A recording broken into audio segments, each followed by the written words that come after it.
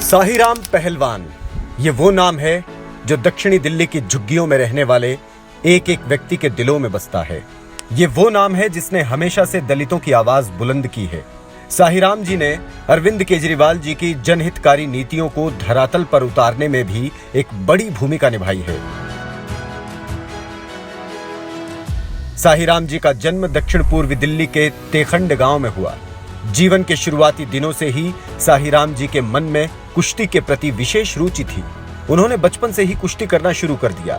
कुश्ती के साथ साथ साहिराम जी के दिल में देश और समाज के लिए कुछ कर गुजरने की इच्छा थी। इसीलिए उन्होंने अपनी पढ़ाई पूरी करने के बाद कुश्ती के कोटे से सीआईएसएफ में भर्ती होने की ठानी। सीआईएसएफ में रहते हुए उन्हें देश के अलग अलग हिस्सों में जाकर देश सेवा करने का अवसर मिला। साथ ही साहिराम जी ने अपनी कुश्ती भी जारी रखी। उन्होंने एक के बाद एक कुश्ती के कई बड़े खिताब अपने नाम किए।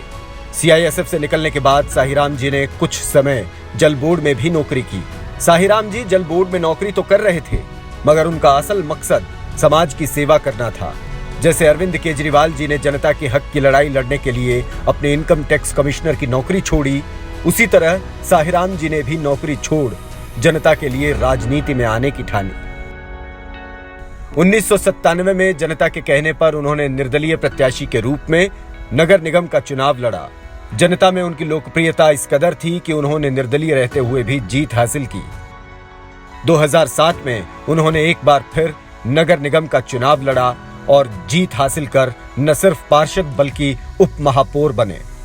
2014 में अरविंद केजरीवाल जी की प्रगतिशील सोच और गरीबों और जरूरतमंदों की बेहतरी के लिए केजरीवाल जी के ठोस प्लान से प्रभावित होकर साहिराम जी ने आम आदमी पार्टी का दामन थामा।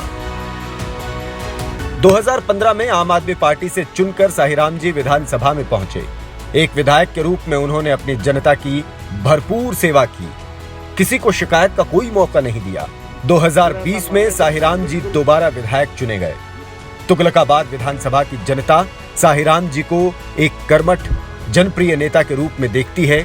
अब साहिराम जी का अगला लक्ष्य 2024 लोकसभा चुनावों में दक्षिणी दिल्ली से सांसद बनकर अरविंद केजरीवाल जी की सोच को संसद में ले जाना है। संसद में पहुंचकर साहिराम जी दिल्ली के हकों की रक्षा के लिए आवाज उठाएंगे और दिल्ली के कामों को रुकने नहीं देंगे।